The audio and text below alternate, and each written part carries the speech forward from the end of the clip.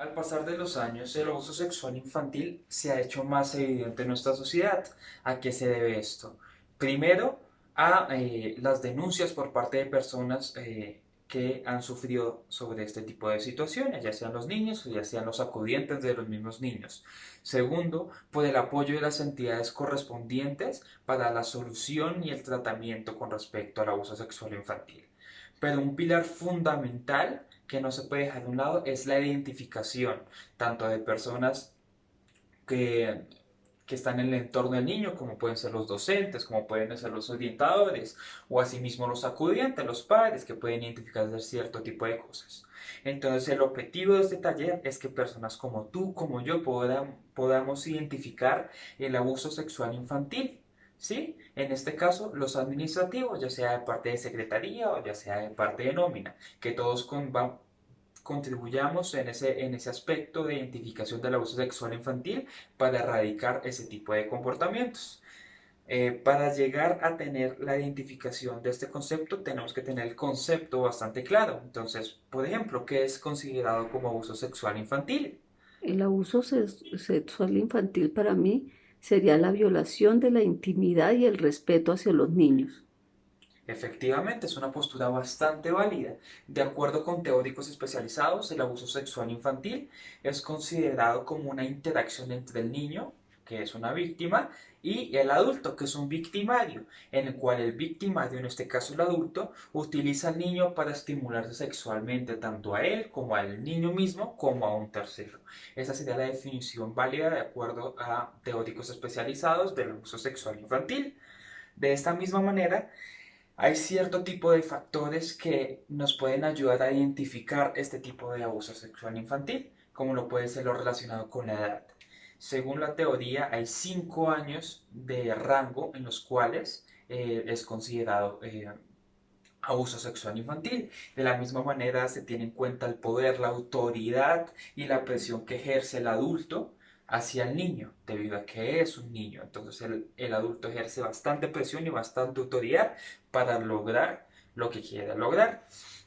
También hace referencia a que la gratificación con respecto al adulto, que él siente bastante placer con respecto a hacer algún tipo de abuso sexual contra el niño, pero el niño no siente esa misma gratificación debido a que lo está abusando en contra de su voluntad. Y finalmente está un aspecto bastante importante que es el conocimiento. Algunos niños no tienen conocimiento con respecto a la psicosexualidad o algún tipo de aspecto sexual y los victimarios tienden a aprovecharse de esas situaciones para poder ejercer el abuso sexual infantil. De esa misma manera, hay diferentes tipos de tácticas en las cuales el abusador puede ejercer sobre el niño. ¿Cómo qué tipo de tácticas puede ejercer? Son tácticas múltiples. Puede ejercer la seducción, acercarse a los padres, acercarse a los niños, ganarse la confianza de ellos con cosas materiales, con algún tipo de conexión, ya sea afectiva, ya sea de confianza. Posteriormente a la seducción va el abuso como tal, debido a que les comentaba anteriormente. Cuando se llega a ese lazo entre el abusador y el abusado, ahí es donde suele surgir el abuso, debido a lo que les comentaba acerca de esa interacción entre el abusador y el abusado. Asimismo, se está bastante presente la ritualización, que la ritualización es la presión de igual manera que ejerce el abusador sobre el niño, que genera temor, que genera miedo para seguir incurriendo en esos abusos sexuales. Y finalmente, algo que se tiende que tiende a ocurrir a lo largo del tiempo, que es el secreto. Normalmente los abusadores tienden a amenazar a los niños, tienden a amenazarlos con respecto a que van a atentar contra sus vidas, hacerlos sentir culpables cuando cometen ese tipo de actos y les dicen que tienen que guardar esto como secreto. Nadie puede saber este tipo de situaciones y por eso este tipo de actos es que no se pueden realizar muchísimas cosas con respecto a eso. Voy a dar unos pequeños ejemplos de lo que puede ser un abuso sexual ya que el abuso sexual puede ser considerado no únicamente a la penetración, sino cierto tipo de actividades que puede ejercer el abusador sobre el abusado, en este caso el niño, como tomar fotografías infantiles eróticas sin su consentimiento o en otro tipo de posiciones excitantes para los adultos, obligar a los niños a cometer actos sexuales, ya sea tocamientos, ya sea penetración, como lo había comentado anteriormente, forzar a los niños a hacer cierto tipo de actos como la masturbación delante de los adultos, eh, ya como les había dicho, los tocamientos y ese tipo de situaciones. Y pues finalmente esto ejerce bastantes consecuencias negativas hacia los niños, ya sea a corto o a largo plazo, afectándolos desde una manera psicológica y desde una manera física. Física como enfermedades de transmisión sexual, infecciones, desgarros, penetraciones violentas, autoestimulación, y pues desde el punto de vista psicológico, los niños tienden a tender a conductas antisociales, conductas sexualizadas, tienden a desarrollar trastornos alimenticios, trastornos de la personalidad, tienden a cometer actos ya violentos, tienden a cometer actos también rebeldes como fugas frecuentes, desórdenes de personalidad, como lo había mencionado, síntomas depresivos, síntomas de ansiedad y ese tipo de situaciones que afectan bastante a la vida de un niño. Teniendo en cuenta esto, vamos a realizar una actividad teniendo en cuenta toda la información que se les ha brindado con respecto a la identificación, con respecto a las consecuencias que atrae esto y de qué manera se puede identificar este tipo de abuso sexual infantil. La actividad es la siguiente, voy a leer un cuento, voy a realizar una serie de preguntas en las cuales ustedes me van contestando para llegar a la retroalimentación que les expliqué anteriormente. ¿Listo? Entonces, Carlitos es un niño de 7 años que acude a la escuela en la que cursa segundo de primaria. Hasta hace poco era alegre y extrovertido, mostrándose bien integrado en su grupo escolar. Su nivel de lectura y escritura era bueno y en los juegos se comportaba activamente y con un alto grado de participación. De regreso a las vacaciones de Navidad, empezó a mostrarse indiferente con los demás niños y niñas. Su trabajo fue perdiendo calidad. La maestra, cuando se ausentaba de clase, aunque fuese por unos instantes, Carlitos salía disparado tras ella y solo aceptaba reintegrarse al grupo cuando lo hacía la maestra. Luego pidió ser trasladado a una mesa en la que pudiera estar solo y cuando algún compañero lo necesitaba, se negaba. Al no comprender un cambio tan repentino, la maestra llamó a la madre, quien le informó que se había separado de su pareja al descubrir que estaba abusando sexualmente de Carlitos y que en los últimos meses la vida familiar se había degradado mucho por culpa de su pareja. También le dijo a la maestra que ya no tenía constancia de la situación hasta que vio con sus propios ojos, ya que Carlitos no le había dicho absolutamente nada. La madre comenzó a notarlo porque Carlitos comenzó a orinarse en la cama y apenas salía de su habitación. En una de las comidas, concretamente el día de Navidad, vio como su pareja le hizo un gran gesto con la cara. Automáticamente Carlitos se levantó y se dirigió a su cuarto. Unos minutos después se levantó y entró en el cuarto de Carlitos. La madre esperó unos segundos y fue a averiguar qué es lo que estaba ocurriendo con su hijo.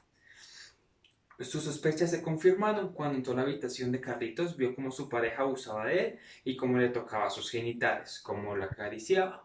La madre paró la situación y lo echó de la casa. Carlitos se echó a llorar y su madre le dijo que ya pasó todo y que tenía que preocuparse por absolutamente nada y que iba a estar ahí con él. Con esta información la madre pudo comprender el alcance del malestar del niño, tratando de comprender sus estados de ánimo. También pudo comunicarle que sabía lo que estaba ocurriendo y que podía recurrir a ella siempre que lo necesitara. Poco a poco Carlitos se fue reintegrando al grupo y se mostró menos indiferente.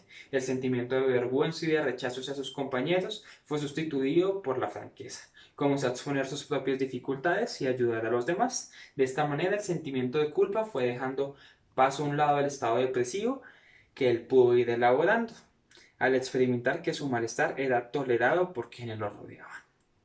Esta es la historia de Carlitos. De acuerdo a este tipo de situaciones, se van a realizar una serie de preguntas. Las preguntas son las siguientes, entonces voy a realizarlas y ustedes me van contestando al instante que yo voy contestando. ¿Listo? Listo. Listo, entonces. ¿Quién es el protagonista de la historia? El niño, Exacto, efectivamente. ¿Cuántos años tiene el niño? 7 añitos. 7 años. ¿Cuándo comenzó Carlitos a sentirse diferente? Cuando el padrastro empezó a abusar de él, Efectivamente. ¿Sabía la mamá de Carlitos lo que estaba sucediendo? no sabía. Efectivamente. ¿Cuál es el motivo de que Carlitos tuviera ese tipo de actitud? porque el padrastro estaba abusando de él y se sentía culpable, posiblemente. Efectivamente, el niño se sentía culpable, así como lo mencioné anteriormente, un abusador ejerce ese tipo de presión para que el niño se sienta culpable sobre ese tipo de actos, así no sean su culpa. ¿Listo? ¿Por qué crees que la pareja de Carlitos hizo ese tipo de situación? Porque hizo esa cosa. Debe ser porque es un enfermo mental o le gusta abusar de los niños. Puede tener algún tipo de daño cognitivo, un daño psicológico, puede tener algún tipo de trastorno mental que pueda recurrir a que él haga ese tipo de actividades o inclusive él puede ser una persona que haya sido abusada sexualmente en su niñez y eso también repercute en que él quiera abusar sobre otros niños. Muy bien. ¿Cuál fue la actitud de la madre al momento de averiguar todo ese tipo de situaciones?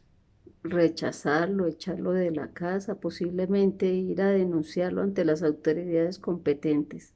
Efectivamente, hay que denunciar sobre las autoridades competentes, ya sea el ICBF, ya sea la Fiscalía, ya sea cualquier tipo de entidades para solucionar esta situación, que la persona que realizó estos actos pague por sus consecuencias y asimismo ofrecer atención psicológica, tanto al niño como a la madre como al mismo abusador.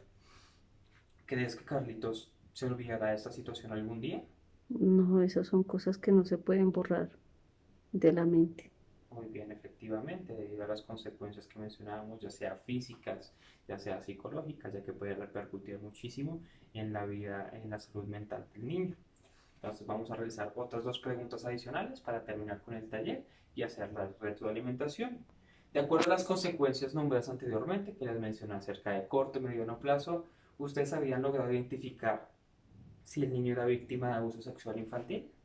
Sí, se había podido identificar por la actitud del niño los cambios en los comportamientos que tenía. ¿Cómo qué tipo de comportamientos?